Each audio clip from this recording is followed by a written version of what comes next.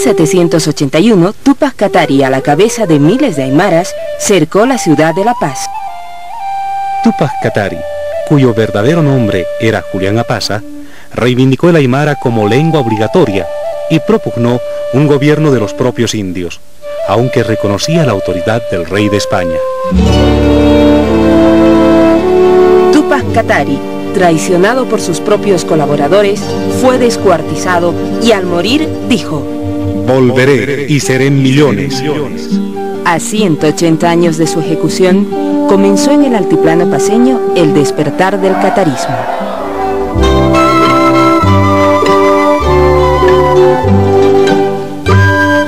A finales de 1960, estudiantes aymaras de la provincia Aroma forman en La Paz el grupo de estudios Movimiento 15 de Noviembre, recordando el día de la ejecución de Túpac Katari. Este movimiento, impulsado por Raimundo Tambo, discute y reinterpreta el propio pasado, reflexionando sobre la discriminación que sufren los aymaras en la ciudad. Son jóvenes que no vivieron la Revolución de Abril y son críticos al pacto militar campesino. Tiempo después, forman el movimiento universitario Julián Apaza. Los primeros cataristas fueron influenciados por el indigenismo de Fausto Reynaga y algunos postulados del nacionalismo revolucionario.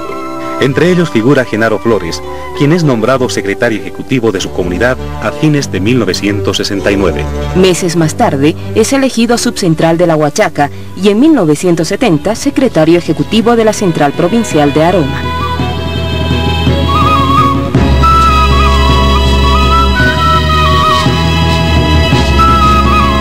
La descomposición del pacto militar campesino está en sus inicios.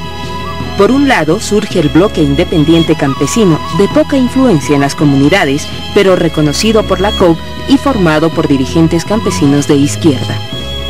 Por otro lado, nace en febrero de 1971 la Confederación Nacional de Colonizadores, afiliada a la Central Obrera Boliviana. Por último, sin romper todavía con el pacto militar campesino, surge el catarismo que gana influencia organizando campeonatos de fútbol para difundir sus postulados en las comunidades del Altiplano Norte.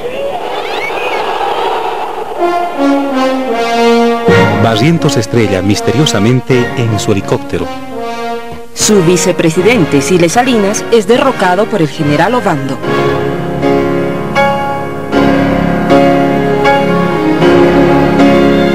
La resistencia contra los militares le lleva a Ovando a rodearse de algunos intelectuales de izquierda como Marcelo Quiroga y a decretar la nacionalización de la Gulf Oil. Sin embargo, a nivel del campo, Ovando continúa con la manipulación del pacto militar campesino y se hace proclamar líder del campesinado. En esa época, los principales dirigentes campesinos gozan de un sueldo del Ministerio de Agricultura y cobran comisiones a las comunidades por apoyarles en algunas gestiones. Frente a esta situación, 2.000 campesinos de las provincias Aroma y Loaiza toman la sede de la Federación de Campesinos de La Paz y exigen la convocatoria a Congreso. A Ovando lo reemplaza el triunvirato militar que dura pocas horas. La COP convoca una huelga general y constituye el comando político del pueblo junto a organizaciones de izquierda. El general Juan José Torres asume la presidencia. Torres mantiene el pacto militar campesino y logra un acuerdo con la naciente corriente catarista. Intenta ganarse a los obreros, estatizando Mina Matilde y devolviendo a los mineros los descuentos salariales que les hizo Barrientos. Sin embargo, los obreros no se comprometen con Torres, porque éste no enfrenta a la derecha del ejército.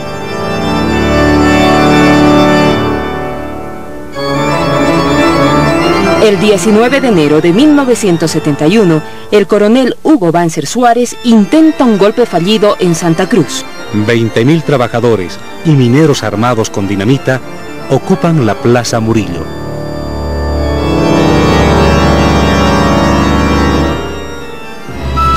Genaro Flores es elegido secretario ejecutivo de la Federación Departamental de La Paz, a la que se le añade el nombre de Túpac Katari. En Oruro, los campesinos movilizados toman las oficinas de la Federación, eligen como secretario ejecutivo a Macabeo Chila. y le llaman a su organización Federación Revolucionaria de Campesinos de Oruro. El 1 de mayo de 1971, el Comando Político del Pueblo da nacimiento a la Asamblea del Pueblo, que es una suerte de parlamento obrero formado por organizaciones sindicales y partidos de izquierda. Los campesinos tienen una pequeña representación en la Asamblea del Pueblo, a través del Bloque Independiente Campesino y la Confederación de Colonizadores. La Asamblea del Pueblo no acepta la participación de la Federación de Campesinos Tupac Katari de La Paz porque la consideran ligada a Torres y al Pacto Militar Campesino.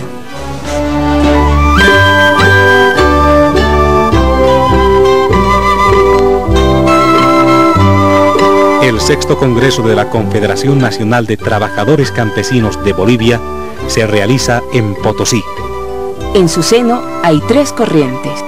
Primero, los dirigentes exbarrientistas que defienden el pacto militar campesino y que conspiran junto a Banzer. Segundo, la delegación de la Federación Revolucionaria de Oruro que se oponen públicamente al pacto militar campesino. Y tercero, los cataristas de la Federación de La Paz que defienden a Torres y solo piden la revisión del pacto militar campesino. Genaro Flores es elegido secretario ejecutivo de la Confederación Nacional de Campesinos de Bolivia. A los pocos días, la nueva dirección catarista funda el Centro Campesino Tupac Katari para realizar emisiones radiales en aymara, editar un periódico y formar un mercado campesino.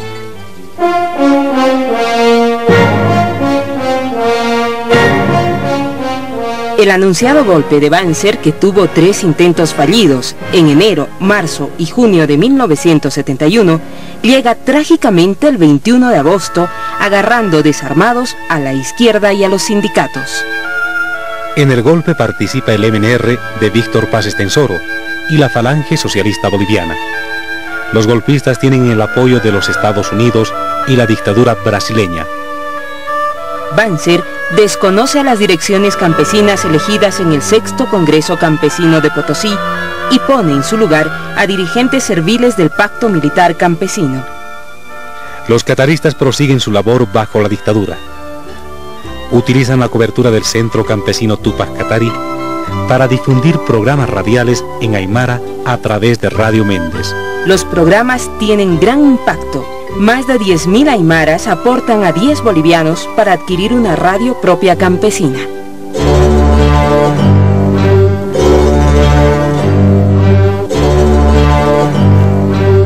En 1973, el catarismo hace público su primer documento ideológico en una gran concentración en Tiahuanaco.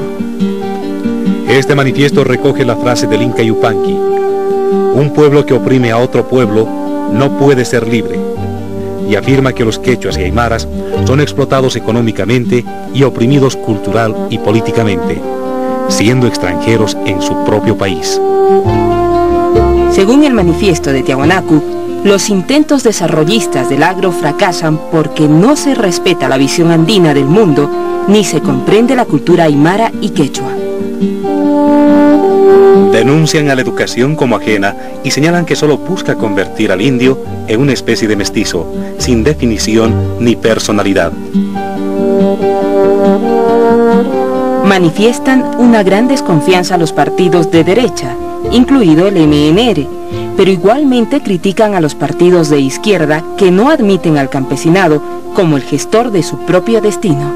El manifiesto de Tiahuanaco propone la creación de una organización política propia, que sea dirigida y sustentada por los propios aymaras y quechuas.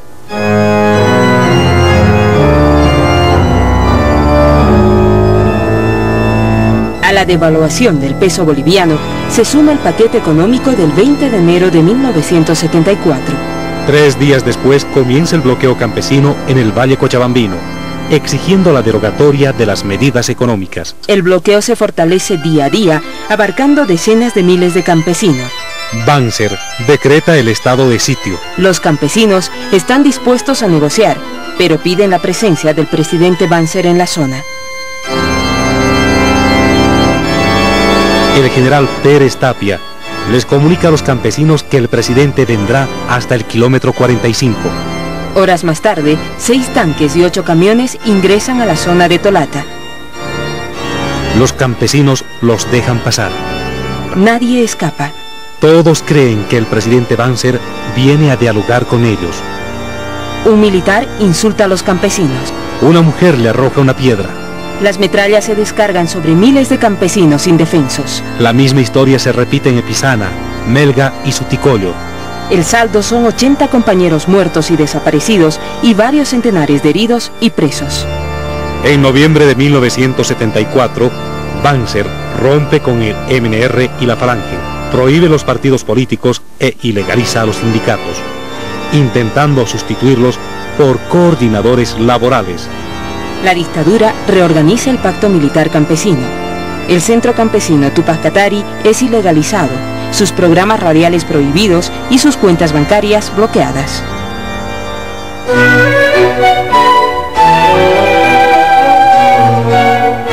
El régimen militar boliviano se desgasta, al igual que las demás dictaduras latinoamericanas. La administración Carter de Norteamérica propicia en Bolivia el primer experimento de una apertura democrática fuertemente controlada y restringida.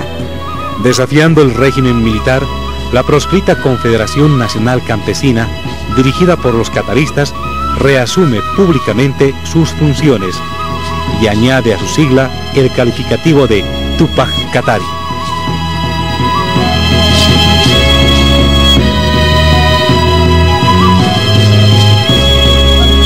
Para la Navidad de 1977, el gobierno anuncia una amnistía restringida que no beneficia a la mayoría de los dirigentes políticos y sindicales. El 28 de diciembre, 4 mujeres mineras con sus hijos inician una huelga de hambre en el arzobispado exigiendo amnistía general y restricta, reposición de los trabajadores despedidos, vigencia de los sindicatos, retiro del ejército de las minas.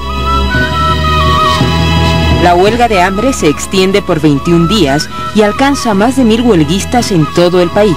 Banzer interviene en la mayoría de los piquetes de huelga de hambre. Sin embargo, el repudio nacional e internacional lo obliga a retroceder. En todo el país se vive una gran alegría por el triunfo de la huelga de hambre.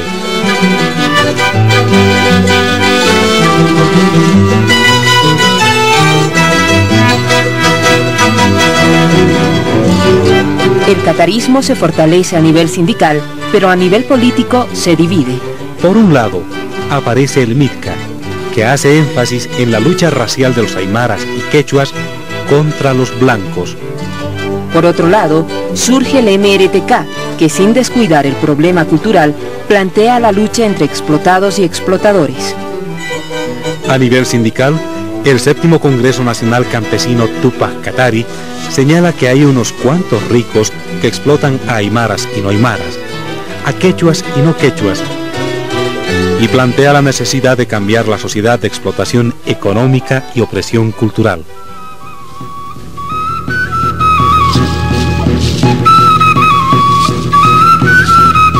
El candidato de la dictadura banzerista es el ministro del Interior, Juan Pereda Asbun. El MITCA presenta candidatos propios. El MRTK apoya la candidatura de Siles Suazo y entra a la UDP. Para el MRTK, la UDP, aunque no es un frente revolucionario, es la alternativa que puede ganarle al candidato de la dictadura. Los millones y matones de Pereda no contienen el rechazo popular.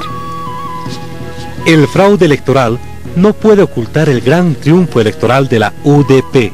La Corte Electoral banzerista anula las elecciones.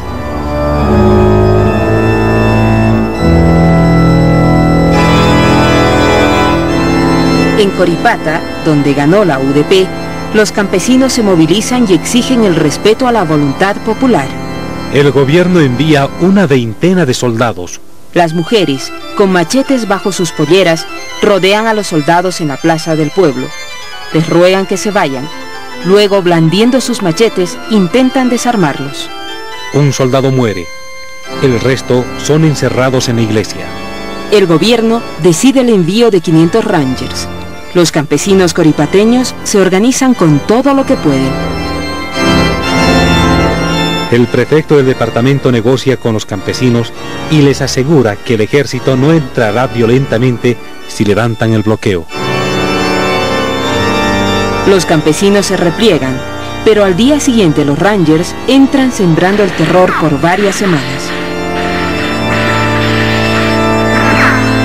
La UDP no moviliza al pueblo en defensa del voto popular, como lo anunció Siles Suazo. Pereda da un golpe de Estado. Y meses después, Padilla le da otro golpe, convocando a nuevas elecciones para 1979. El MRTK se retira de la UDP denunciando las maniobras de este frente para someter a los cataristas.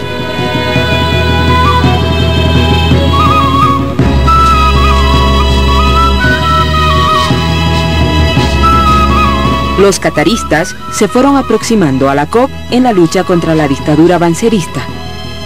Sin embargo, existían aún algunos obstáculos.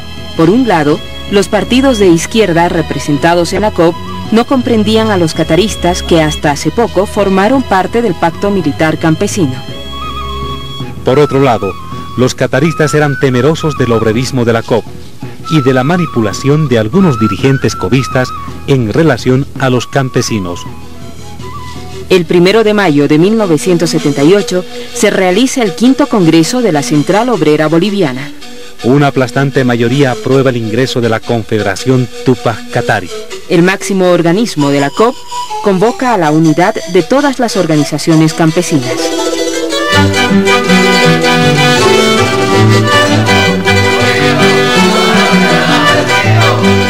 Entre el 25 y 26 de junio de 1979 se realiza el Congreso de Unidad Campesina. Al evento asisten la Confederación Tupac Katari, la Confederación Independiente de Huaynapaco, que surge del antiguo bloque independiente campesino, y la Federación Julián Apasa, influenciada por el MIR. El sector maoísta de Casiano Amurrio no participa del Congreso de Unidad y apoya la candidatura de Víctor Paz Estenssoro. Las resoluciones más importantes del Congreso son la ruptura del pacto militar campesino y la formación de la Confederación Sindical Única de Trabajadores Campesinos de Bolivia. Genaro Flores es elegido como su secretario ejecutivo. La tesis política que se aprueba marca el inicio de una nueva etapa en la vida del movimiento campesino.